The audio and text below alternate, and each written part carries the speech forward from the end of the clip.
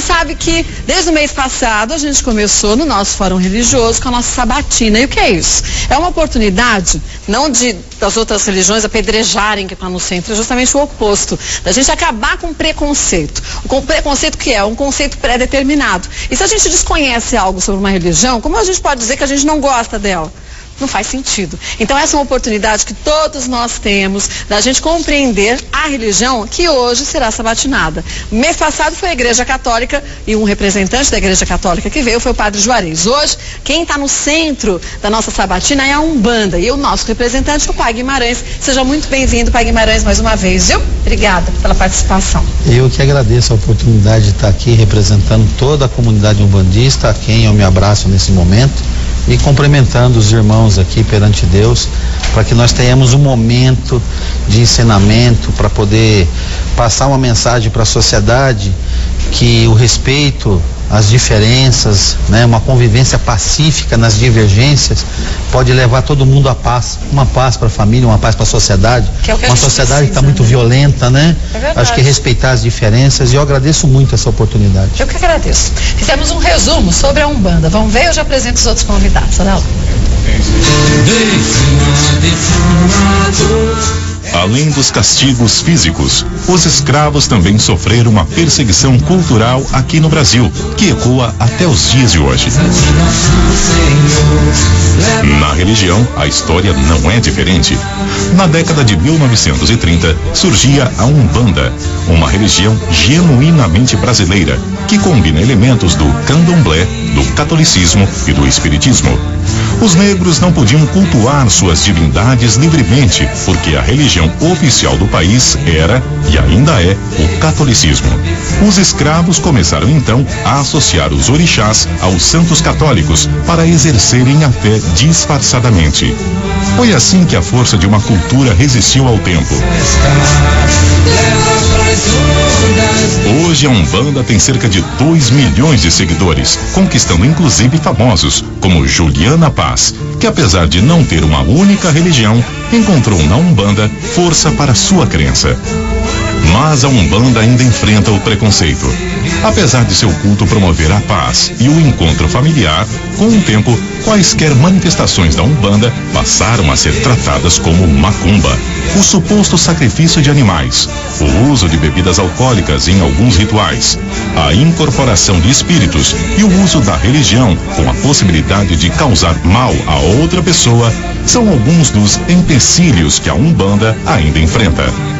Como será que os sacerdotes umbandistas analisam essas divergências?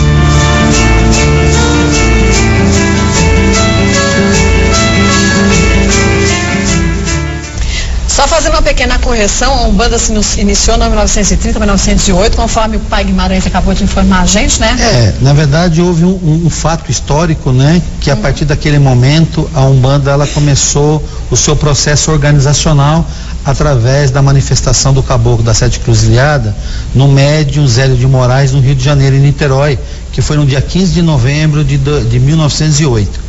A Umbanda já existia de alguma forma, de alguma maneira, não organizada, não com uma nomenclatura que pudesse apresentar a sua família. A partir desse momento começou toda uma organização, né? Lembrando que não só os nossos convidados podem fazer suas perguntas, mas você de casa também. mulheres@tvgazeta.com.br. Vou começar a apresentar os nossos convidados. Pastor Roberto Cruvinel, da Assembleia de Deus Plerona, muito bem-vindo mais uma vez. Eu que agradeço o convite, Kátia. Eu quero saudar a todos, o Pai Guimarães, a todos os companheiros aqui, e você, telespectador, que com certeza vai brilhantar esse fórum religioso. Já tivemos ali um momento, um elan bastante proveitoso ali no bastidor. Um esquenta, né, pastor? Um pouquinho. Agora apresentar também aqui o Padre Anderson, representante da Igreja Católica. Muito bem-vindo sempre, viu, Padre Obrigado, Anderson? Kátia, pela oportunidade de mais uma vez estar com vocês aqui. Vocês em casa, uma boa tarde a todos. A gente que agradece. Aqui ao meu lado direito, Sheikh Mohamed Albuquerque, que é diretor de assuntos religiosos da União Nacional das Entidades Islâmicas. Muito bem-vindo também. Obrigado. Obrigada, viu? Eu gostaria também de saudar todos vocês com a nossa saudação islâmica. Assalamu alaikum. Agora, ao meu lado esquerdo, Antônio Demarque, que é representante espírita do Centro Caminho da Luz. Muito bem-vindo também, viu, Antônio? Muito obrigado, Kátia, por essa oportunidade, pelo convite.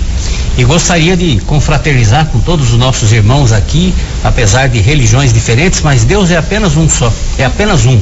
Então nós estamos muito felizes com essa oportunidade e cumprimentando a todos vocês, telespectadores. Agora, quero começar fazendo uma pergunta para o Pai Guimarães, que veio até de um mito que a gente viu desse início aqui, dessa explicação sobre a Umbanda. Se fala muito que a Umbanda faz sacrifício com os animais. Isso é uma verdade ou não, Pai Guimarães? Não, a Umbanda, ela tem suas vertentes, né? Para ficar mais fácil para o telespectador entender, da mesma forma que a comunidade evangélica, ela tem a Batista, ela tem a Assembleia de Deus, dentro da Umbanda nós temos vertentes. Então nós temos vertentes que se formou e se criou dentro de um conceito de nação Angola, de nação Queto, outro se formou dentro do conceito kardecista, outro se formou numa visão mais cristã dentro da questão católica. Mas a principal linha da Umbanda é uma linha que vê na natureza a sua ligação mais perto de Deus, né? E essa ligação leva a todo umbandista a ver a vida como um bem precioso e que deve ser preservado. Então, na Umbanda, no conceito doutrinário umbandista, não tem o ritual de sacrifício de animais. É um conceito doutrinário praticado com conhecimento e sabedoria pela família candomblecista. Pai Guimarães, dentro dessa sua resposta, então, eu quero lhe fazer uma pergunta. Como o senhor, como sacerdote da Umbanda, avalia, então, determinados segmentos que se dizem Umbanda e, na prática, fazem esses sacrifícios e dizem ser Umbanda? Quer dizer, porque a diferença da teoria e da prática. O senhor está dizendo que a linha que o senhor segue não faz o sacrifício. E aqueles que dizem ser, como é que o senhor avalia isso e faz esse sacrifício? Nós temos que fazer uma separação aí. Nós temos a linha, a grande maioria da família umbandista, ela não tem por prática o uso de animais nas suas ritualísticas. Nós temos uma parte da nossa Umbanda, que é uma parte séria, uma parte religiosa, e que agregou nela, através do conhecimento e da convivência e até da assimilação do conceito africano, que é o seu contato com a religião do candomblé. Então essas duas partes, elas são duas religiões sérias e que não usam do animal de uma forma incorreta. Nós temos que separar aquilo que a sociedade vê e ouve falar de entrega de animais, aquela coisa colocada nas praças, tal, não é uma prática de quem realmente é um religioso umbandista e muito menos de quem é um religioso do candomblé. Então se a pessoa for umbandista, eles se aproveitam de uma certa fragilidade da nossa comunidade, porque a Umbanda e o candomblé são religiões de núcleos familiares. Então não é uma religião que ela tem uma pirâmide, né, que ela tem um comando central. Então isso, ao mesmo tempo que nos traz um crescimento horizontal, uma liberdade, ela também nos dá essa fragilidade, onde a pessoa vem, adota, se apropria, e é por isso que existe hoje um movimento organizacional dentro da Umbanda e dentro do candomblé, através de algumas instituições, através do Intecab, através da Abratu, através de outros movimentos que estão tentando fazer uma congregação para poder mostrar para a sociedade o que a Umbanda é como religião, só para entender. Então, se a entidade faz o sacrifício e o senhor diz que não faz parte da Umbanda tradicional ou original, o senhor avalia como um procedimento errado, seja ele o nome que estiver na frente do templo ou da casa. Nós não podemos colocar de forma nenhuma que o uso de animal e o sacrifício do animal ele é uma prática errada. Não podemos colocar dessa forma. Até porque, dentro das famílias umbandistas e dentro da família do candomblé, que usa os animais, ele usa o animal como uma comunhão. Então, para que facilmente possa entender, o animal é trazido para dentro da casa de axé, ele é rezado, ele é oferendado ao orixá, ele é rezado. Este alimento, a carne, ele é servido como um jejum. A nossa comunhão, a comunhão de quem usa o animal como oferenda, a carne é a comunhão que é servida dentro do candomblé. Mas aí se prepara essa carne e se entrega a todos que estão ali presentes? É assim que funciona? Porque pelo menos em vídeos é o banquete do orixá, é o AG1. Então a carne consumida dentro da casa de candomblé e dentro das casas de umbanda que tem a prática do ritual de sacrifício, ela é consumida, ela não é usada para entregar na encruza, como o pessoal fala. Isso daí é feito por pessoas que desconhecem a verdadeira... Então, se a pessoa faz isso... São pessoas que desconhecem a verdadeira utilidade do animal e, na verdade, uma visão pessoal minha. São pessoas que precisam criar um cenário de sensacionalismo para impressionar a pessoa a qual ele está aliciando. Entendi. Então eu diria assim para o telespectador, olha, se você for numa casa onde a pessoa falar que vai fazer um trabalho, que vai fazer uma entrega, e ele vai ali para a praça da esquina, ele vai ali para a porta do cemitério, ele vai para a porta da casa de alguém, não faça parte desse tipo de trabalho porque você não está caminhando na religiosidade. Eu particularmente moro perto do cemitério, né? E a coisa mais comum que a gente vê são esses trabalhos, sobretudo em volta do cemitério ou praças, né? Padre, veja bem, nós temos oferendas em cemitério, nós temos uma coisa que chama sacudimento de pipoca, que é, você vai fazendo um cruzeiro dentro do cemitério. Então você usa a pipoca, você usa a vela, você tem alguns elementos que você entrega. Você não entrega a carne, mas você tem as vísceras de um animal. Você pega uma galinha, você faz o ritual de oferenda. Ninguém vai comer a cabeça, na nossa comunidade a gente não come pé, e ninguém vai comer as vísceras, é lixo. Então aquilo é feito a entrega, é como se é feita a entrega no cemitério, porque é o lixo. Hoje, inclusive, o que nos falta é uma organização, uma estrutura organizacional que possa fazer a gestão e a separação. Tipo, no cemitério, entregar animal inteiro, isso não é prática da Umbanda nem do Candomblé. Porque os animais, ele tem que passar por um ato religioso, né? E a carne, ela é usada como alimento, ela é sagrada para nós. Então que o telespectador fique a par disso, que a religiosidade de Umbanda e a religiosidade de Candomblé, ela vê o animal como um ser sagrado. E a carne, ela é a bênção, ela é a comunhão, ela é usada dentro da casa, dentro do ilê, dentro da roça, dentro das nossas famílias. Pai Guimarães, gostaria também de fazer um questionamento aí, porque muitas pessoas confundem, e seria uma ótima oportunidade para um esclarecimento. As pessoas confundem Umbanda com Quimbanda, com Candomblé. Existem essas práticas de sacrifício de animais, de trabalhos e encruzilhadas. E eu gostaria só de lembrar os irmãos todos aqui que no Antigo Testamento e ainda hoje se pratica em algumas vertentes sacrifício de animais. Sim, mesmo os cristãos se sacrificavam no altar animais. Era um hábito que se consta lá. Na verdade, no judaísmo antigo, no cristianismo não havia sacrifício de animal de forma alguma. Ainda hoje, eu já ouvi, existem algumas vertentes filosóficas evangélicas que tem até casamento, enquanto o casamento é feito, o cordeiro está sendo sacrificado. Se isso existir, é possível que exista, porque existe uma série de haireses, né, de facções. Se isso existir, não tem nada a ver com o cristianismo, como o Agora está dizendo que não existe nada. Não, mas veja bem, nós temos que separar o que é folclórico, o que é uma coisa e o que é outra. O que é folclórico e o que é tribal, né? As particularidades da ritualística, nós somos, até por conta de conceito religioso, impedidos de vir a público e explicar exatamente como é feito. Em detalhes. Em detalhes. Mas a coisa que mais deixa claro é assim: a Umbanda e o Candomblé são religiões afro-brasileiras e que têm dentro da sua formação um conceito que veio da África, na época que teve a escravidão, que foi levado o pessoal para a senzala, os padres jesuítas iam lá, fizeram todo aquele processo de perseguição, de imposição, então, que levou a uma descaracterização de tudo aquilo que era a cultura africana, e houve uma adaptação aqui no Brasil. E esse processo de mutação levou a religião africana, no seu processo de mutação, levou ao surgimento da Umbanda, porque a Umbanda, ela é a somatória de uma visão kardecista, espírita, africana e da pagelância, que era a religião da terra. Mas a Umbanda se iniciou, Pai Guimarães, aqui no Brasil? Brasil. Daqui se espalhou pro mundo? A Umbanda é uma religião brasileira em mutação, em crescimento, em formatação. Sincrética. É onde muitos bons nomes da nossa religião contribuem para o esclarecimento e para a sua melhor organização. e ela está avançando.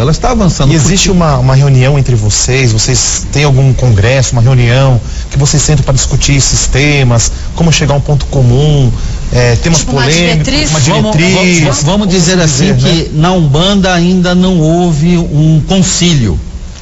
Nós temos grupos que se organizaram.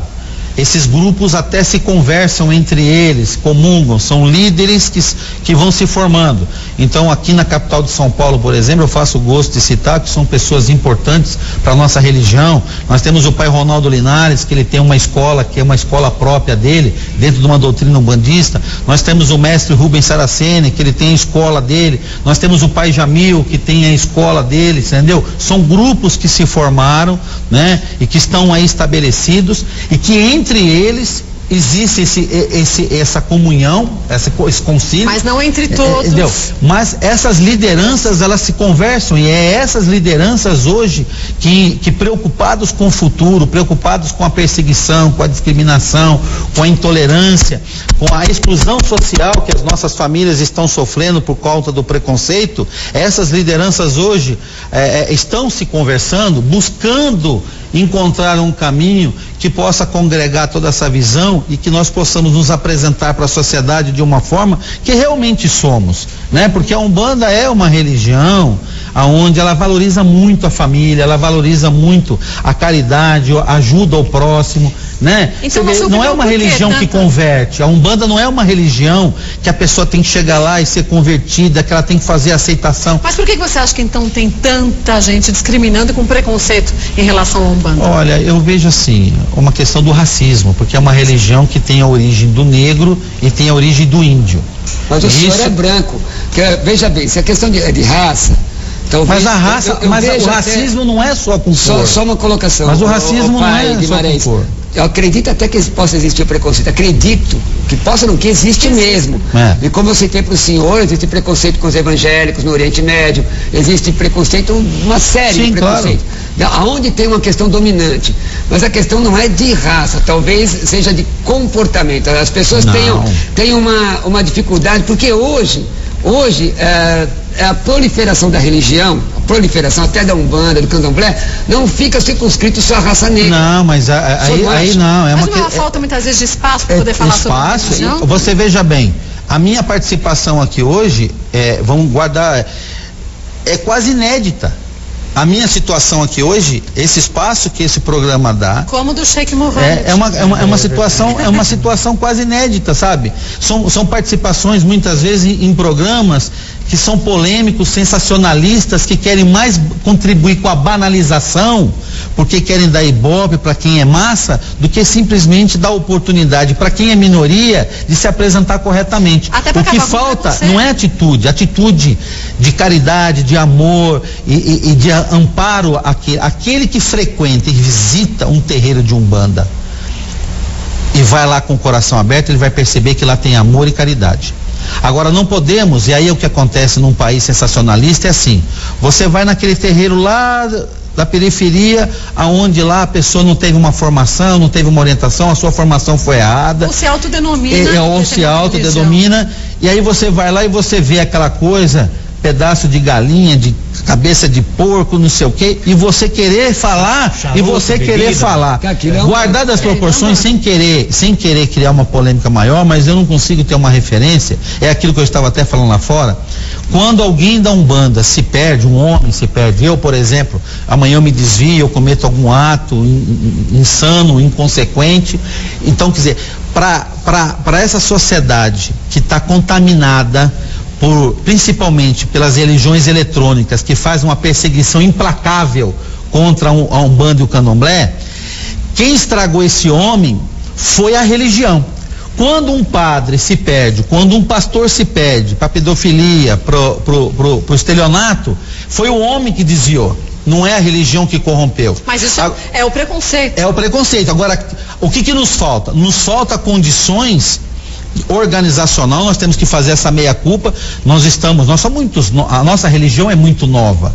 E se pegar a jovialidade dela, que ela tem menos de 150, ela não tem 100 anos, ela tem aproximadamente 150, 200 anos que ela começou a florar, a aparecer tal. Comparada com uma igreja católica que tem 2000 anos, porque se você pegar todo esse segmento evangélico, cristão, ele vem de 2000 anos. A formatação é de 2000 anos, a visão é de 2000 anos. Isso, viu, Kátia? Na oportunidade que me for colocada, na verdade, num país majoritariamente cristão, eu queria lhe fazer uma pergunta doutrinária, porque muita gente conhece a Umbanda, que eu acho que isso até vai somar. O camarada está vestido de branco numa encruzilhada dizendo que ele é macumbeiro. Acho que é só isso. Inclusive lá na minha cidade tem um macumbódromo dentro de um cemitério, que eu acho uma coisa pejorativa, um nome esquisito. O termo é pejorativo, mas o espaço, ele é necessário. Inclusive, usar a colocação para instruir. Eu tenho uma pergunta doutrinária quando me for colocado sobre doutrina. Deixa eu só lhe perguntar uma coisa. Macumba é um instrumento, não é? Apesar desse nome ser pejorativo, querer diminuir, desmerecer a pessoa, eu gosto de falar que eu sou macumbeiro. Porque ser macumbeiro é ser a pessoa que traz a felicidade, traz a alegria. Na senzala, no dia de descanso, tinha macumba. O que era macumba? Era o instrumento feito com a casca da árvore, que na África, na verdade esse instrumento era usado na África para poder alegrar as aldeias. Virou macumba aqui no Brasil, depois da libertação, principalmente no Rio de Janeiro, porque os negros não podiam descer para a cidade, para a praia, não podia. Dia de trabalho, descia para trabalho. Dia de descanso, ficava no morro. E no morro tinha a roda da macumba, que depois virou roda de samba, que virou pagode, virou carnaval, veio do negro. Então, quer dizer, lá no morro tinha macumba. O que era macumba? Era os atabaques tocando, as negras vestidas dançando, entendeu? Então, quando esse atabaque é tocado dentro de um terreiro de umbanda ou dentro de um candomblé, a sociedade está tendo macumba. Há 30 anos atrás, quando falava que tocava macumba, o nego entendia de uma forma positiva. Hoje não mais, por conta das religiões eletrônicas, que com o interesse do poder, com o interesse de conquista financeira, com outras questões que a gente não consegue explicar, eu mesmo falo assim, como é que pode determinadas religiões que tem tanto poder, tem televisão, rádio, jornal, e se preocupa em generalizar e nem prestar um bem à sociedade, né? Agora deixa eu passar a palavra pro Sheikh Mohammed, senão Sheikh, o senhor não vai conseguir perguntar nada hoje. A gente é quem então eu vou mudar um pouco o assunto, sim, porque realmente esse assunto bem assim abrangente, mas tem um dito que fala que o ser humano vira inimigo aquelas coisas que ignora. Esse tipo de debate abre espaço para conhecimento e acabar com o preconceito. Conhecimento que acaba com o preconceito. Eu vou mudar um pouco o assunto.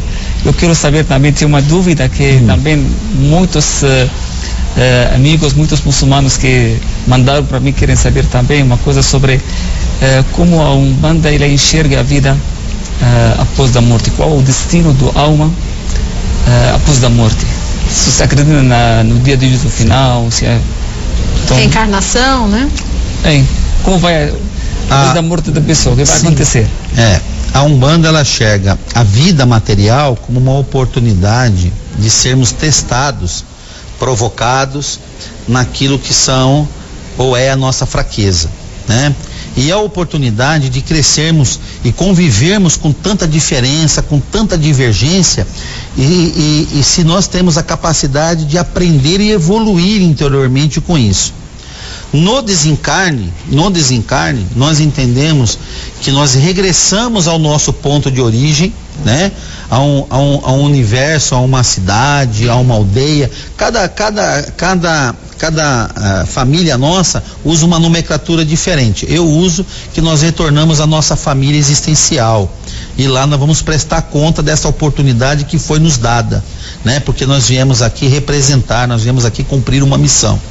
E esse retorno nós teremos cobranças se nós realmente cumprimos a nossa missão. E essa cobrança nos leva numa posição de avançar no nosso crescimento, né, no nosso retorno à nossa verdadeira existência, se nós vamos avançar no nosso crescimento ou se nós regredimos nesse crescimento, se nós retroagimos. Para a Umbanda não existe o inferno, né? O inferno é aquilo que nós vivemos dentro de nós, né? Para nós só existe Deus. Essa figura demônio não existe para nós. O que existe para nós é assim, é a luz e a escuridão. Mas quando se morre, vamos dizer, eu cometi atos terríveis durante a minha vida, eu morro, pro céu eu não mereço ir. Eu vou para onde? Nessa figura céu, realmente você não iria. Você vai ser resgatado e você vai ser levado para uma situação de depuração e de de reconhecimento e de reavaliação. Mas na verdade, a grande maioria dos espíritos que quando tem esse tipo de comportamento trevoso, revoltado, desprendido de valores, quando ele desencarna, ele já desencarna revoltado. Então ele se torna um espírito revoltado. E esse espírito revoltado é que acaba caminhando contra a luz. E ele acaba sendo um espírito perdido. Então ele está perdido. Aproveitando, pode falar, desculpa, aproveitando nessas condições, a Umbanda, ela acredita em reencarnação, na evolução espiritual? Sim. Existe involução ou só evolução? Não, existe a involução, que eu acabei de falar. A pessoa, ela vem para cumprir uma missão, ela não cumpriu uma missão, ela vai evoluir ou involuir. Se ela não cumpriu, ela vai evoluir. Ela vai evoluir não no sentido que ela vai para o inferno, ela vai evoluir até no próprio conceito pessoal dela. Olha, eu não consegui cumprir a minha missão, eu preciso me fortalecer naquilo que é as minhas essências. Quando ela se fortalece nas suas essências, ela cumpre uma caminhada, ela pode ganhar sim o direito de reencarnar para vir resgatar, para vir ser testado novamente, né? Ou ela pode vir cumprir missão de uma outra forma. Se ela evolui, né? E essa evolução, ela não necessariamente ela precisa vir em carne, em vida material, ela pode acontecer pela experiência vivida na Terra. Ela retornou, ela percebeu que ela fracassou naquela caminhada dela, mas isso leva a ela num crescimento espiritual de existência, e ela ganha a oportunidade de vir como retorno, e aí ela pode vir como um espírito de luz, aquele espírito que vem para orientar, para amparar aquelas pessoas que têm a missão de também confortar as pessoas. Olha, a gente tem uma pergunta aqui da Maria Tereza que vai bem dentro do que a gente está falando agora. Ela pergunta o seguinte: se a Umbanda então é uma religião de espíritos excluídos, quer dizer, aqueles espíritos estão excluídos na sua evolução, muitas vezes encontram na Umbanda uma oportunidade de aprimoramento, de crescimento pessoal? De forma nenhuma. Não? De forma nenhuma. Eu entendo e a religião ensina que a Umbanda é uma religião que ela congrega nela, ela abre as portas para que os espíritos de luz, os espíritos que estão acima, vamos dizer assim, acima de uma média, ela possa ter a oportunidade também de cumprir uma missão. E a Umbanda, com o amparo desses espíritos evoluídos, ela consegue prestar um serviço de caridade também aos espíritos que estão perdidos. Porque a pessoa que está influenciada por um espírito, por um zombeteiro, por uma quiumba, que é a nomenclatura usada para esses espíritos perdidos, os espíritos consoladores, né? O caboclo, o preto velho, o Exu, que é visto como um demônio, mas na verdade é o grande guardião, né, da Umbanda. Ele ao se deparar com uma pessoa que está com esse espírito encostado, ele recolhe esse espírito e traz ele para uma faixa de doutrinação. Quer dizer, ele acolhe e vai encaminhar ele para que ele possa ter a oportunidade de se recompor na sua verdadeira existência, na sua verdadeira luz. Então a Umbanda é uma religião que ela trabalha com a luz divina, com os espíritos divinizados que têm missão, irmãos de luz que vêm a amparar, nos ajudar numa caminhada religiosa, assessorando não só o ser humano que está cumprindo uma missão, mas também dando amparo para todos os espíritos que estão perdidos. Quer perguntar alguma coisa, Antônio? Sim, eu gostaria de dizer o seguinte, que eu tenho muitos amigos que estão na Umbanda e tenho me surpreendido com algumas coisas assim que eu achei extremamente positivas. Eu fui convidado a fazer uma palestra em um centro de Umbanda, e me surpreendi que eles fizeram a abertura lendo o Evangelho. fazendo leitura de evangelho. Tem vertentes umbandistas que tem essa, porque eles trazem em si a sua formação kardecista. Então eu vejo nisso uma coisa assim muito boa, porque se a Umbanda, ela é um misto do catolicismo, das tradições africanas, e que misturou, inclusive traz ensinamentos do espiritismo, eu vejo assim como alguma coisa assim que acaba congregando tudo, e quando busca o evangelho, que é a palavra do Cristo, isso é uma coisa extremamente saudável. Sim. Eu tenho visto muita coisa boa pela Umbanda, então tenho o maior respeito, nós espíritas temos maior respeito por esse trabalho da Umbanda, por esse esforço em se melhorar. Eu acho uma coisa extremamente saudável. E nesse centro de Umbanda que eu fui fazer essa palestra, eles não usam nem bebida e nem charuto. E no fim tivemos a oportunidade de conversar com o Preto Velho e nunca fui tão bem tratado em minha vida. Mas você acha que, já passo a palavra para você, pastor Roberto, só para concluir aqui o que o Antônio está dizendo, você acha, Pai Guimarães, que o uso de bebida e de charutos às vezes também é mal interpretado? Porque a Igreja Católica também, durante a sua missa, tem na comunhão o vinho, que é importante, o sangue de Jesus. Quer dizer, será que algumas religiões, algumas pessoas não religiões, encaram muitas vezes a bebida e o charuto de uma forma pejorativa? Mas essa é a visão da pessoa que está de fora e não acompanha, porque a bebida, na verdade, utilizada por uma entidade, a bebida, o cigarro, o charuto, uma entidade ela não traga. Então você consegue diferenciar a manifestação de uma entidade, que a entidade ela não traga, ela usa a essência, ela usa aquela fumaça, ela usa aquele elemento magístico e ritualístico para fazer o seu trabalho, para enxergar o astral. A bebida também ela é usada como um elemento magístico, ela não é consumida, né? Agora nós temos que separar, né? O uso indevido ele existe quando o médium ele não é corretamente preparado, quando ele não é corretamente lapidado, quando ele não se permite essa comunhão, esse encontro com a espiritualidade dele e com a espiritualidade da religiosidade. Mas eu vou lhe perguntar, então não falta na Umbanda, foi justamente o que o padre Anderson perguntou anteriormente, uma forma de se unir, porque a gente vê os evangélicos se unindo em prol de decidirem qual o melhor caminho, como orientar principalmente os novos pastores. O mesmo acontece com a Igreja Católica. Sim. Quer dizer, com outras religiões, existe uma forma da gente melhorar aquela coisa? É impossível, eu pelo menos eu vejo como impossível, porque cada família existe uma essência das particularidades de cada casa. Porque nós trazemos em nós um conhecimento, eu, Pai Guimarães, tenho um conhecimento material. As entidades e os espíritos que me assessoram, que me acompanham na minha missão, eles têm um conhecimento e toda uma experiência existencial, e eles usam isso para me amparar. E eu uso tudo isso para amparar aquele que vem ao meu socorro, que vem à busca de ajuda. Então isso é uma particularidade desta casa. A outra casa ela vai ter a sua particularidade também. Mas será que isso dificulta então acabar com o preconceito? Não. O preconceito é uma doença enraizada na alma de algumas pessoas e que é multiplicada, é aflorada. Porque nas qualquer outras. Pessoa que abre um terreiro fala assim, sou de Umbanda, e aí eu vou lá, faço o que eu quero e saio do convite. Isso é uma necessidade. A Umbanda ela tem a sua essência, ela tem vamos supor assim, uma coluna vértebra, né? Uma coluna principal, né? Que é determinados princípios, né? Ela tem. Que tem que ser todas as casas religiosas seguem esse princípio. Agora, utilizar o cachimbo, utilizar a bebida ou não, é uma particularidade de cada casa. A coluna principal, a base. Isso naturalmente, a pessoa que se liga ao espírito, o próprio espírito que ali se manifesta, ele traz, porque senão seria mentiroso. Senão sairia de um contexto único.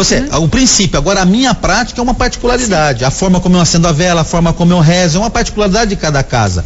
Agora, veja bem, Kátia, não é porque você no seu jantar da sua casa, você serve um vinho ou toma uma cerveja, que a sua família é uma desagregada, é uma família que não merece respeito. Já começa um preconceito, um conceito pré-determinado. Então, a questão umbandista e a questão do candomblé não é a bebida, não é o cigarro, é a forma como se não é o alimento, é a falta de interesse daqueles que propagam e alimentam essa idealização errada de saber a verdade. Então eu sempre faço um questionamento assim: como é que pode pastores, padres outros religiosos em si, usarem de afirmações que eles não conhecem, que eles não convivem, julgar 1, 2 ou 3 e julgar toda uma coletividade por causa desses 3. Seria a mesma coisa julgar o irmão Sheik por conta da ação de outras pessoas que promovem o terrorismo. Mas infelizmente é o que acontece, as pessoas pegam a minoria, aqueles que trabalham errado, isso acontece em todas as religiões,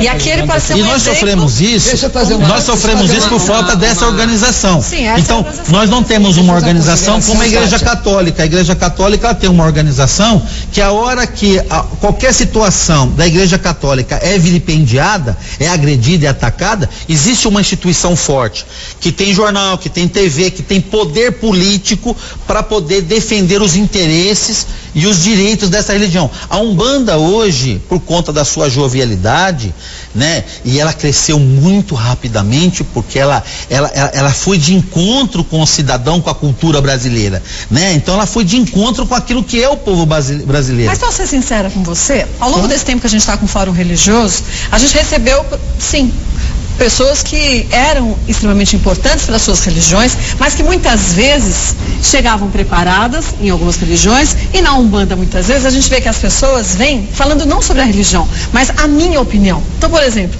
se a gente tem aqui o pastor Roberto, ele fala pela igreja que ele acredita, assim como o padre Anderson, e muitas vezes quem dá Umbanda fala assim, eu não vou me expor, eu falando isso eu vou me expor, e você não.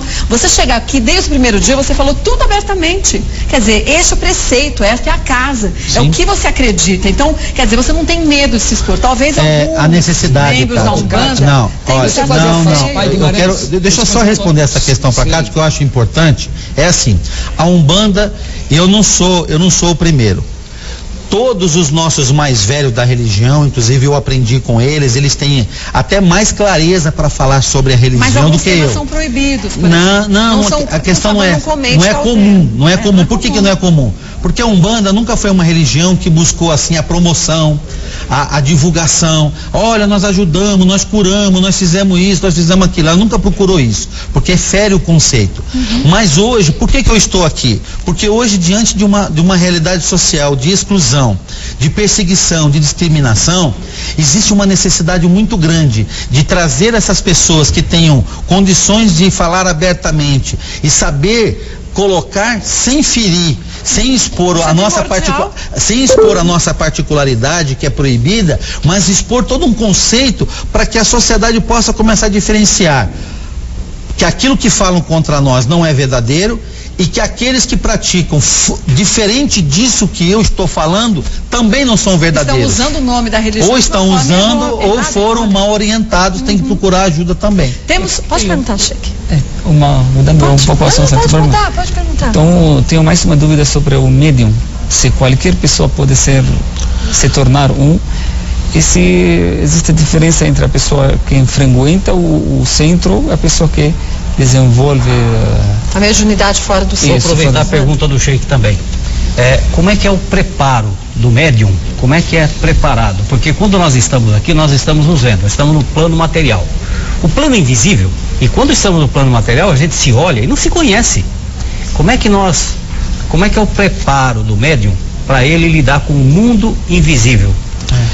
Respondendo primeiro ao Sheik, todos nós somos médios. Todos nós somos médium, porque médium é aquela pessoa que tem um dom, tem uma qualidade. Tem dons que são naturais, tem qualidades que são naturais, e outras nós temos que provocá-las para que elas possam ser afloradas. Existem dons naturais, que a pessoa que lê com facilidade, que escreve com facilidade, que canta com facilidade, né? São dons naturais que a pessoa tem. E nós temos dons espirituais que, ao você provocá-los, você alimentar o seu interior, eles afloram, para que você possa colocar ele em prática. Então, quer dizer, todos nós somos médios de alguma forma, né? Todos nós temos dons, basta descobrir e colocar ele em prática. Existe uma diferença, sim, entre aqueles que vão na assistência, porque os que vão na assistência, eles vão à busca de ajuda. E aqueles que resolveram colocar a roupa branca, são pessoas que resolveram colocar uma parte da sua vida à disposição da caridade, da ajuda, da procura de aprendizado, de melhor aprimoramento, de descoberta, são pessoas que querem se descobrir. Então aí vem a parte da preparação. Essa preparação é uma particularidade de cada pessoa, né? Que existem trabalhos específicos que o tempo aqui não permite que a gente consiga falar, mas eu falo, existe sim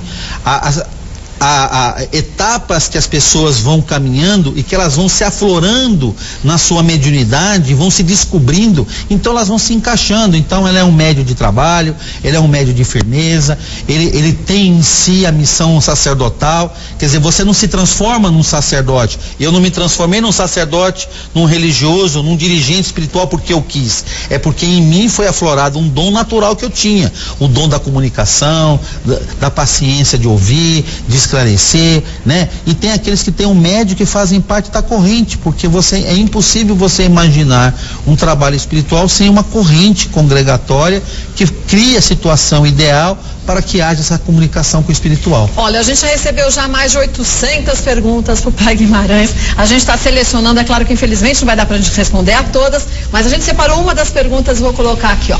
Você disse, a Amanda do Rio Grande, você disse que Umbanda é uma religião que pensa na família. Como você explica o fato de serem feitos trabalhos para separar casais ou até mesmo para colocar enfermidades em pessoas? Pai Guimarães responde para a gente. Eu respondo com todo o prazer. Depois. Tá bom.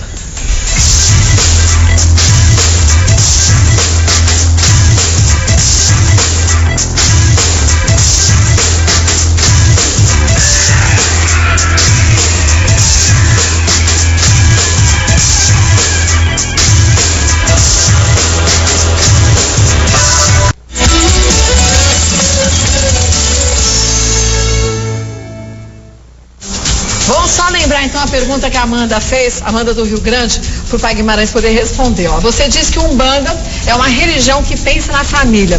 Como você explica o fato de serem feitos trabalhos para separar casais ou até mesmo para colocar enfermidades em pessoas? Olha, Kátia, essa é uma pergunta muito boa e eu gostaria que os telespectadores, principalmente as mulheres que estão me ouvindo, prestassem atenção. Se você vai num terreiro de Umbanda e nesse terreiro de Umbanda a pessoa te chamar para fazer um trabalho de amarração, você pode ter certeza absoluta que ali não tem a prática religiosa umbandista. Porque a Umbanda é uma religião que ela procura trabalhar o seu crescimento interior. Aquilo que você não tem capacidade de conquistar por você mesmo, não será nenhum outro tipo de magia ou encantamento que vai trazer para você. Ah, mas o pastor foi lá, procurou um cara lá e fez um trabalho e deu certo. Existe 50% de dar certo e 50% de dar errado. Mas se não é Umbanda, Guimarães, é o que exatamente? Por exemplo, estelionatários da fé. Tá. Essas pessoas que colocam esses lambe-lambe no poste, amarração em 7 dias, traga o teu amor de volta.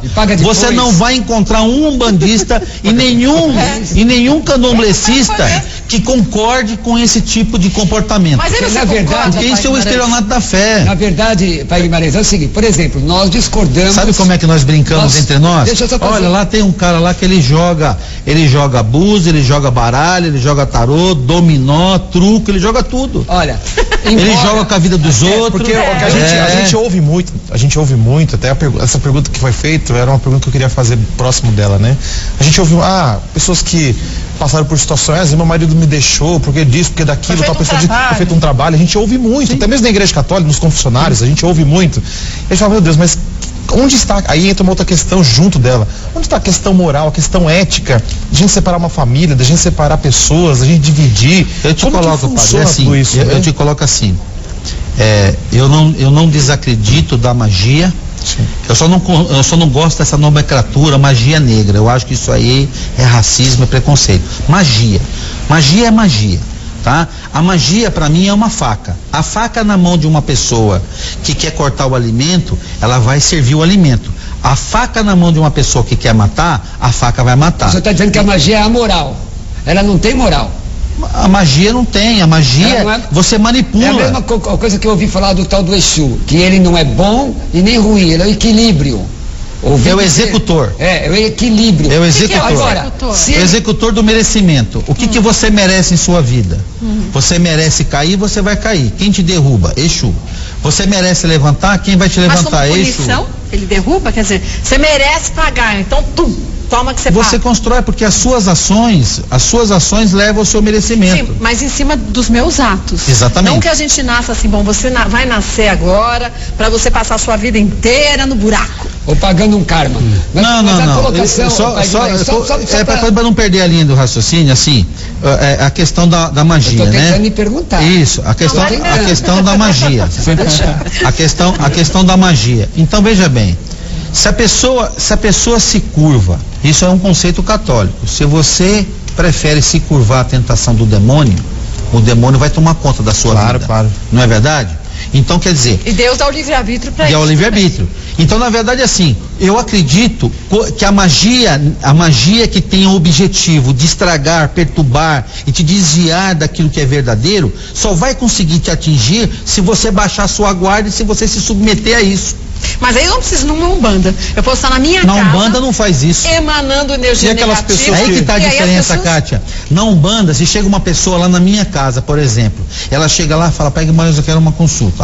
Que é o confessionário, né? Sim. Vai lá, olha, eu tô aqui, eu tô querendo um rapaz, mas ele tá casado, eu quero ver se eu separo ele para vir. Eu vou orientar a pessoa no sentido assim, por que você vai fazer um trabalho e vai trazer essa pessoa de uma forma cega, fria, sabendo que ele está com você amarrado? Sabe o que é isso? Isso é como um homem pegar uma mulher na violência, se submeter a ela pelo poder. Ele vai ter o prazer, mas ele não está dando prazer, não tem a troca. Então você nunca vai ter a troca se você não tiver a certeza. Então você vai conscientizar a pessoa. Deixa eu entender. Você vai conscientizar. Porque a coisa mais normal que a gente ouve é essa questão, né? Essa questão mais normal, né, Kátia? A gente ouve, tal pessoa foi feita amarração, padre, nós que somos sacerdotes, nós que somos sacerdotes, e nós conversamos muito com as pessoas gostam de se esconder e esconder os seus erros. Às vezes a mulher perdeu o seu marido, ela precisa colocar a culpa em alguma coisa, então ela vai colocar a culpa na macumba, mas ela não conta que ela maltratou o marido, que ela não se fantasiou direito, ela não cuidou da casa dela, e o marido ele foi se desagregando e ele foi buscar, ou até o homem não cuidou direito da mulher, ele chegou bêbado em casa, ele trata ela com grosseria, aí desculpa é que fizeram macumba para a mulher dele ir embora. Então, quer dizer, o ser humano ele é covarde, ele precisa de alguém para colocar a sua própria culpa. E eu sempre digo, não importa quem você põe as suas culpas, não importa se as consequências é você que vai arcar, então você tem que assumir as suas culpas. Os erros, né? Os meus erros. Pastor Roberto pode perguntar. Obrigado. Já Deus te usar. É porque eu também quero perguntar, e eu tô na fila. É uma série de coisas que o senhor falou. Por exemplo, vamos lá. Me dá a impressão, estudioso de religiões, né? Que a Umbanda é antropocêntrica, o homem é o centro. Me dá a impressão que Deus, no conceito da Umbanda, existe, mas está tão longe que precisa dos guias para interceder. Você vê sempre que tudo gera em torno do homem. Eu estou fazendo só algumas colocações porque eu vou lhe fazer uma pergunta doutrinária. No cristianismo, mas eu preciso tirar essa dúvida sua primeiro. Tá bom, mas essa dúvida tudo que você fala que o homem é o centro e que ele precisa dos guias para poder chegar a Deus. Mas deixa eu lhe perguntaria, o senhor toma conta da sua igreja sozinho? O padre toma conta da igreja sozinho? Ou o senhor precisa do coroinha, precisa do ministro, precisa dos auxiliares ali? E nós temos a intercessão dos santos também, né? Nosso caso da igreja católica, materialmente, né? Sem dúvida. Materialmente o senhor precisa dessas pessoas. Tem pessoas que o senhor precisa, não precisa? Essa é a questão que eu coloquei. A colocação é o seguinte: Deus me dá a impressão que está tão longe que ele não influencia diretamente. Muito pelo contrário. Muito pelo contrário. A Umbanda, as entidades umbandistas ensinam que você não precisa de ninguém para se ligar ao divino. Você não precisa de ninguém, você precisa da religião para se ligar e praticar a sua religiosidade. O verdadeiro umbandista, ele ensina que a religião, ela é secundária, que o principal pilar... Você vai falar direto com Deus, não Umbanda. O principal pilar é a família. Mas é possível você... que religião nenhuma vai te colocar em contato com Deus se você não tiver em contato primeiro com você mesmo. O cristianismo ensina que você pode estar direto em contato com Deus por Jesus Cristo. Mas só uma colocação. A minha pergunta era o seguinte: qual é o conceito da Umbanda com relação ao pecado? Porque no cristianismo, seja católico ou protestante, o que for, o pecado é um absoluto. Nós ensinamos, inclusive me deu uma certa preocupação, até gostaria que o senhor comentasse, a entidade ela pode ser um instrumento na mão do mágico, quem exerce a magia, de quem está exercendo o sacerdote. Vamos separar entidade de magia. Não, mas a palavra que o senhor colocou. Não, eu não falei entidade de magia, eu falei que a magia é um instrumento como a faca. Isso, então o senhor pode pedir para a mesma entidade. Não, você não precisa pedir para a entidade, você pode fazer uma magia sem entidade. O mal ou o bem. Quer dizer, então, a entidade não influencia isso? Não, você não falou, nós estávamos conversando em off, você falou do praguejamento. Então a pessoa praguejando, ela não precisa de entidade, ela não precisa de força e conhecimento nenhum. Pode ser, o praguejamento. Essa é a minha pergunta. No cristianismo tem a questão de bom e mal, anjos e demônios. Anjos e demônios. O pecado, segundo a Bíblia, gera a morte espiritual. Nós acreditamos em céu e inferno. Os cristãos acreditam nisso. Qual é o conceito da Umbanda com relação ao pecado? Porque eu ouço muito o seguinte: você pode, através de pagar o karma, ou através do desenvolvimento, tirar a questão do pecado, que o pecado é um produto da mente. Qual é a visão da Umbanda? Porque no cristianismo o pecado separa de Deus. Isaías 59, o pecado, pastor, veja bem, o pecado é imposto por quem? O homem determina que você está pecando, você determina que eu estou pecando. Você determina? Não, eu não determino. Você determina. Quando você quer impor a sua fé a mim, quando o senhor, deixa eu responder, pastor. Quando o senhor quer impor a sua visão e a sua fé a mim, e aí você passa a determinar que aquilo que eu faço é pecado, então, quer dizer, eu tenho que me submeter a você, ao seu conceito, na Umbanda? Porque é o seu conceito. Existe na Umbanda o conceito de pecado? Não existe. No cristianismo, mas é essa visão umbandista. Quem determina o pecado? Entendeu? Ninguém não existe, pode. Então. Não existe. O que é que existe? A visão pecado, ela não existe, ela existe assim. Tudo aquilo que você fizer da sua vida é seu livre-arbítrio. E toda ação, certo, errado tem? Toda ação que você cometer vai gerar uma reação. Se as suas ações forem positivas, vai gerar uma ação positiva. Se a sua ação for negativa, vai gerar uma ação negativa. Só entendendo, a Umbanda, na Umbanda, é porque, assim, eu vou me perder. Na Umbanda, Deus é impessoal. Por exemplo, Deus era um ser único, indivisível. Mas ele tem. É o homem que dividiu ele de acordo com a sua visão. Mas a pergunta é o seguinte, o Pai Guimarães. Só e você pode ver Deus onde você quiser. Eu quero entender. Não estou só contrapondo por contrapor. Sim. Dentro da Umbanda, existe um Deus que diz isso é certo, isso é errado? Ou é uma questão subjetiva? Não. É uma questão. Cada um faz existem princípios. Então, existem princípios. Como é que é isso? Tipo, princípio. Você respeitar a família, você respeitar o mais velho. Se não fizer pecado. Você não é pecado, você está contrariando o princípio. Você usa a palavra pecado, mas você faz essa palavra pecado, é uma palavra, a origem dela é hamartia, significa errar o alvo de Deus. Então vamos dizer, existe um alvo de Deus. No cristianismo, eu estou ouvindo o senhor e respeito profundamente. Mas o que Deus quer de mim, Ele não quer de você. Mas e eu não posso, exatamente, o que Deus quer de mim não é o que Ele quer de você. Essa é a verdade, mas Ele falando absoluta. O que Deus quer de mim, Ele não quer de você.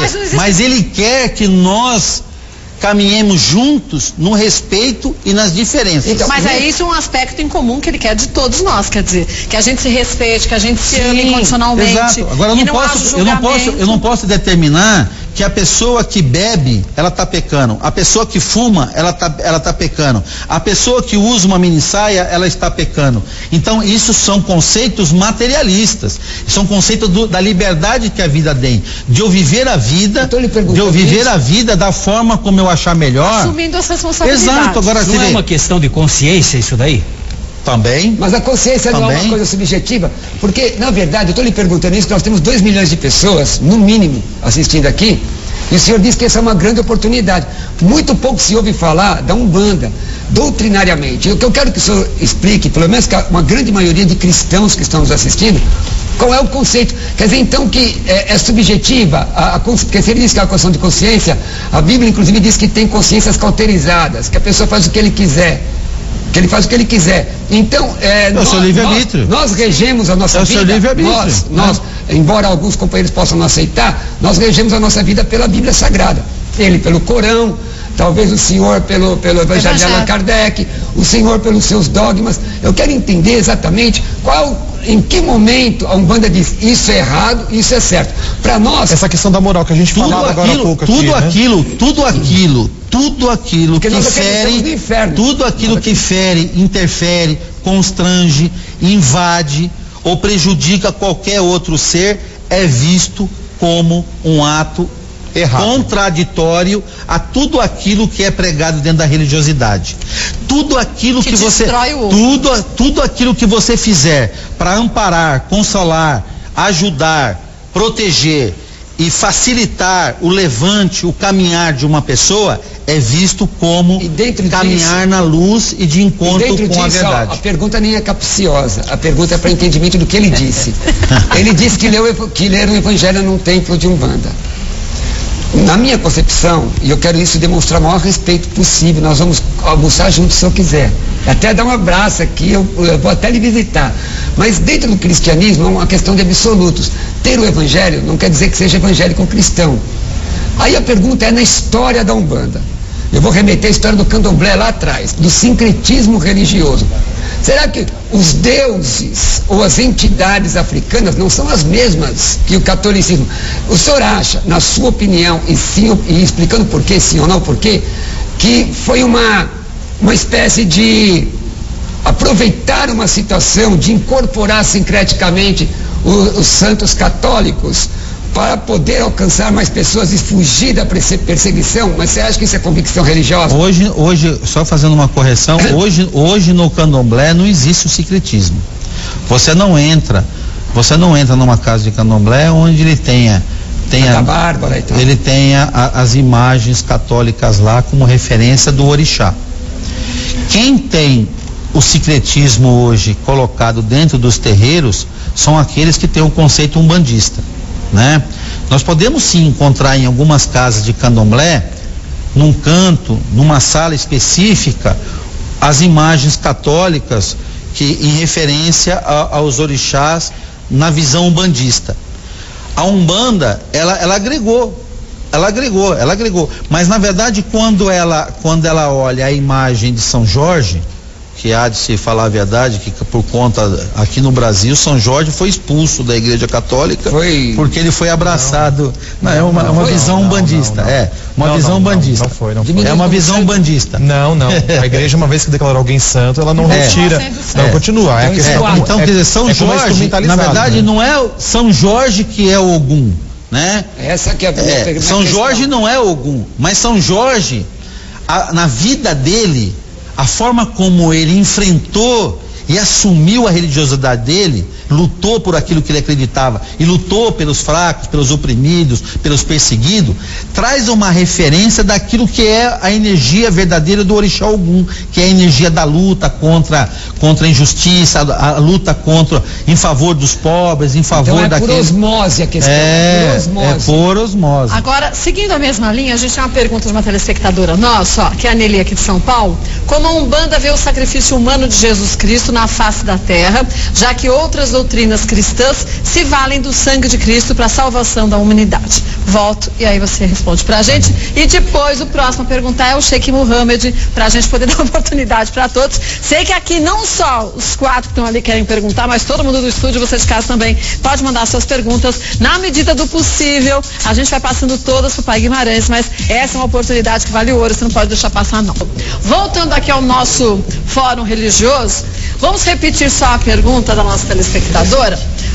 Pedi para os meninos colocarem aqui no vídeo, é a Nelly. Como a Umbanda vê o sacrifício humano de Jesus Cristo na face da terra, já que outras doutrinas cristãs se valem do sangue de Cristo para a salvação da humanidade? É uma visão assim muito complexa, né? Porque veja bem, a figura de Jesus, para boa parte dos umbandistas, é a figura maior. É a figura, porque em todo o congá, todo altar umbandista, você tem a figura de Jesus Cristo lá colocado no centro. Porque ele é a luz que guia, né? É a maior referência vivida na terra daquilo que é a entrega, daquilo que é a devoção, daquilo que é a dedicação, aquilo que é realmente ser um filho, daquilo que é realmente a prática da religiosidade.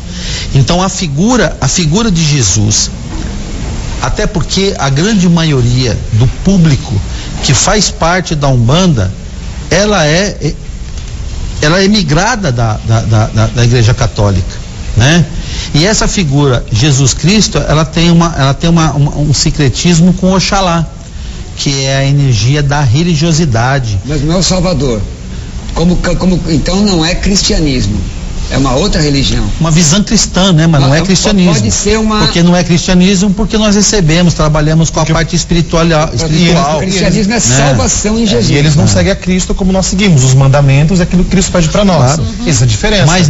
Mas enxergamos o valor e a importância de Jesus deste homem na terra, entendeu? Como referência e de ligação. Né? Assim como também tem a referência de São Jorge, de Santa Bárbara, de Santo Agostinho, na construção. Você vê, a visão de Santo Agostinho para a Umbanda é uma visão muito importante. Na verdade, para a Umbanda, Jesus é uma caricatura do que tem no cristianismo. Agora as pessoas... Caricatura? Não. Na verdade, porque para o cristianismo é muito centrado. Jesus Cristo é o único salvador da humanidade. Ponto. Acabou. Exato. Então, e nós respeitamos isso. Nós respeitamos isso de uma tal forma que ele não é colocado de canto no nosso congá, ele é colocado no centro. Mas tamanho respeito que se tem por essa figura. Única. Existe um texto da Bíblia? Não é único. Então, na Umbanda ele não é o único. É por isso que eu fiz essa colocação. Na Umbanda ele não é o único. Porque no cristianismo nós entendemos o texto que diz que é um só Deus, um só mediador entre Deus e os homens, só Jesus. Mas aí, pastor, o pai Guimarães diz que eles não seguem o cristianismo, mas tem uma visão cristã, aceitam Jesus Cristo, mas de uma forma diferente. Deixa eu pedir só para o Sheikh Muhammad poder fazer essa pergunta. Voltar um pouco para trás sobre o pecado.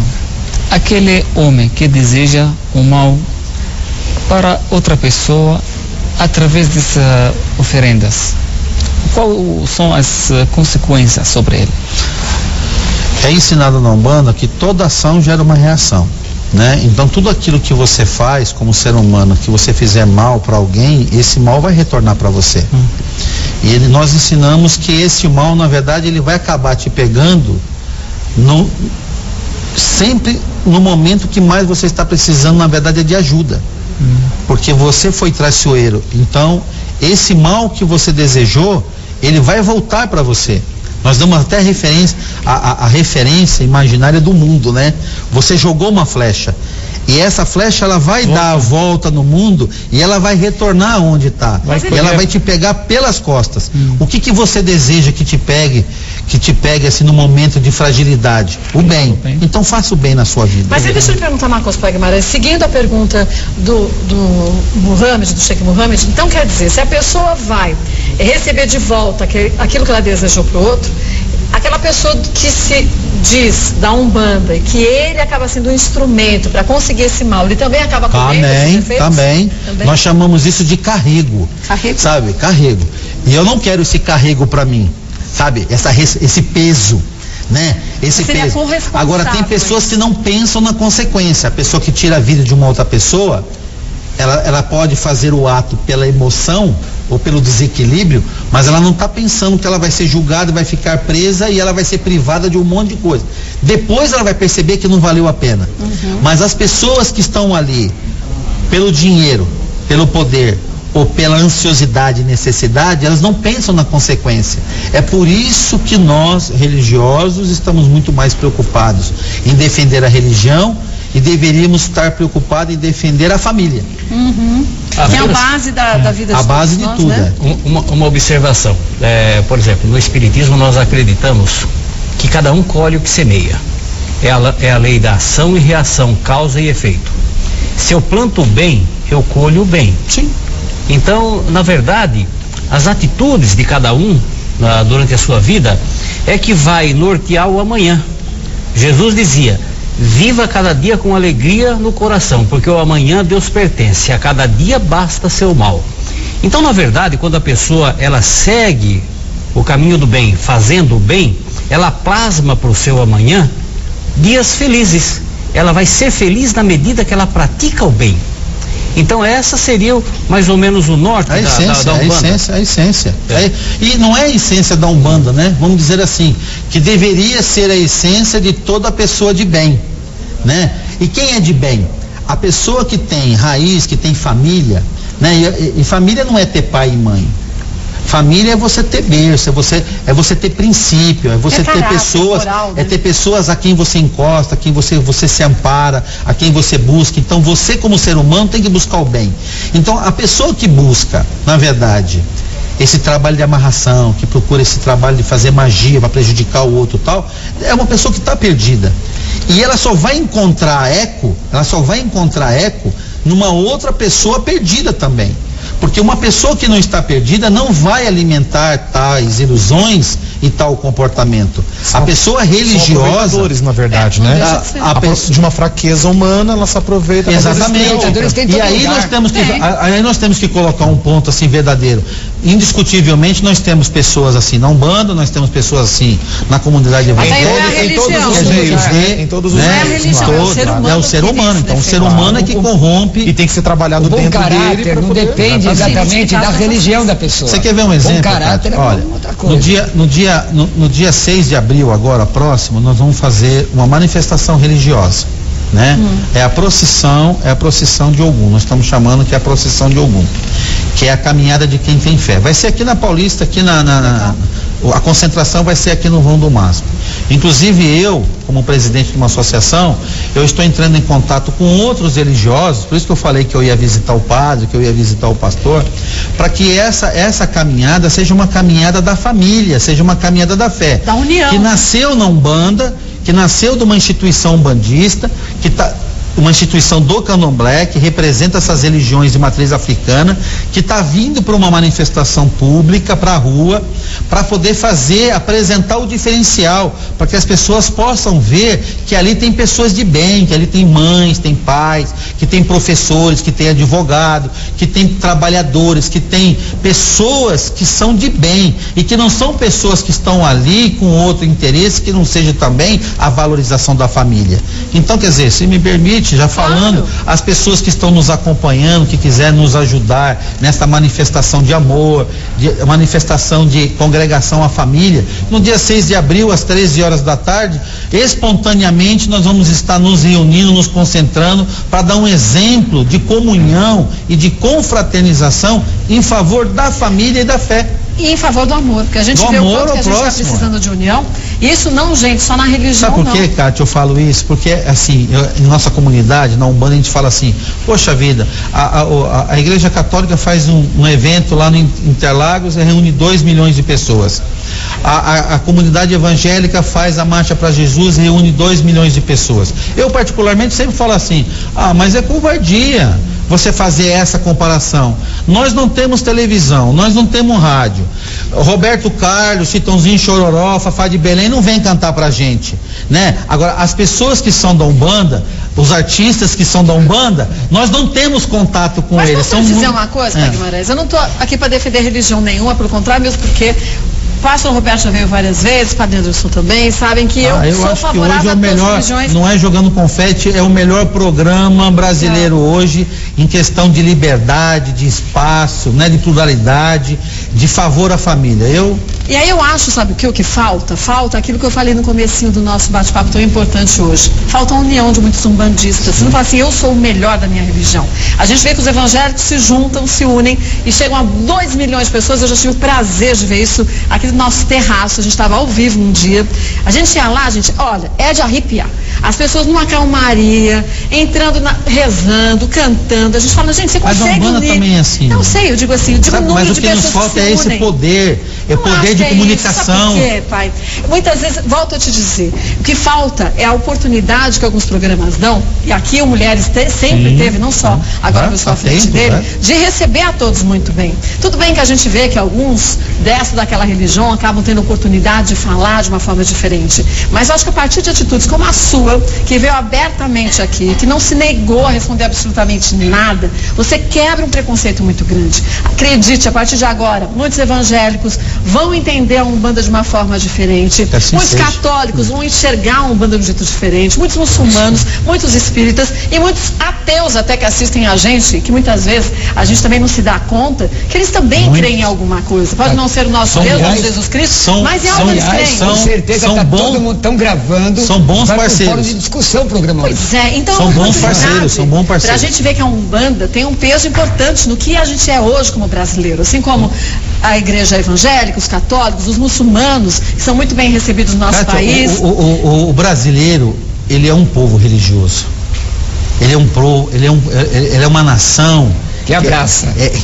De muita fé. E carente dessa oportunidade de aprendizado. Conhecer. Porque na escola hoje em dia, antigamente a gente tinha igreja católica, que tinha o tema como religião importante. Hoje em dia, a maioria das escolas, a não ser as escolas católicas, tiraram a religião, que é importante. Se a gente tivesse oportunidade para as crianças de aprenderem isso tudo que a gente está passando aqui, as crianças já não teriam esse preconceito. Quer dizer, eu olharia para o meu amigo evangélico de uma forma diferente do que eu olho hoje, por exemplo, quem tem um preconceito, fala, puxa, eu creio no que ele crê. São formas diferentes da gente enxergar e da gente manifestar esse amor. Nós podemos crer de forma diferente, mas não podemos deixar e esquecer que ainda que tenhamos visões diferentes, o Deus é um só. Pois é, que cada um chama de um jeito, chama de Alá, chama de Jesus. Só que infelizmente, Cátia, o pastor aqui, eu falei lá fora, repito aqui ao vivo, ele é uma exceção à regra. O padre aqui, da forma como ele conversou comigo, da forma como a gente conversou,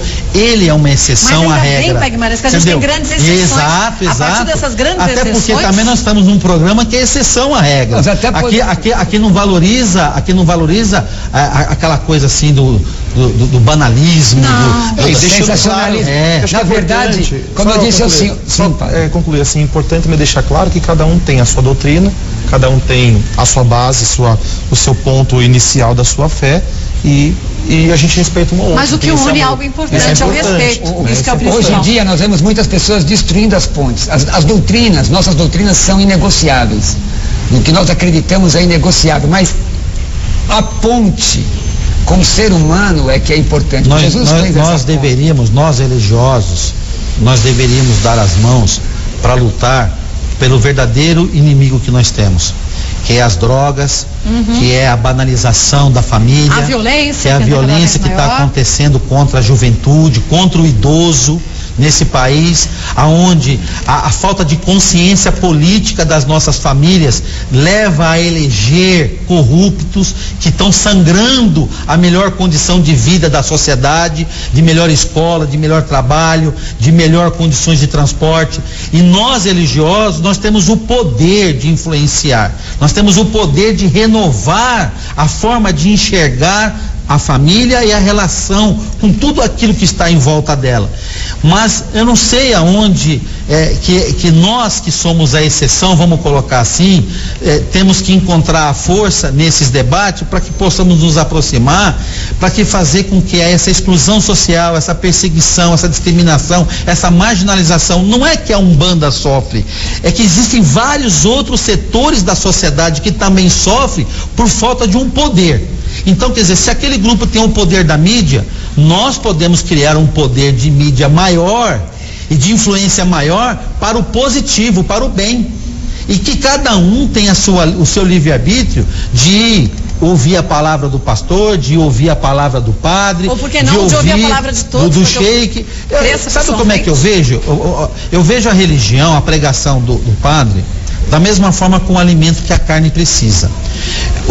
O pastor pode gostar de uma feijoada, de uma macarronada, ele gosta de uma macarronada, eu gosto de um arroz com feijão, são alimentos, mas eu não deixo de comer a feijoada, eu não deixo de comer a macarronada. Então, quer dizer, eu sempre falo isso na minha casa, para minha família. Por que nós não podemos chegar lá, eu posso chegar lá e não ouvir uma pregação do padre, aonde ele vai me ensinar um princípio de vida e que vai fortalecer a minha família? Mas aí sabe o que é isso? Por que eu não posso ouvir o pastor? Isso é humildade e inteligência. É daí que a gente tem que se unir para a gente conseguir perceber que ao invés de a gente ficar lutando um contra o outro, a gente pode se unir e aí sim, com uma força maior, a gente conseguir um objetivo que vá ajudar a tantas pessoas dessa sociedade de uma forma direta. Deixa eu só lembrar o seguinte, gente, desde o primeiro instante que a gente fez convite ao Pai Guimarães, nossa produção ligou para ele não se opôs a falar de absolutamente nada. O mesmo aconteceu com o Padre Juarez da vez passada. Eu acho que esse é um momento precioso que a gente aqui tem, na verdade, todos aqui do estúdio, mas não só os religiosos, mas você de casa tem para conhecer essas religiões.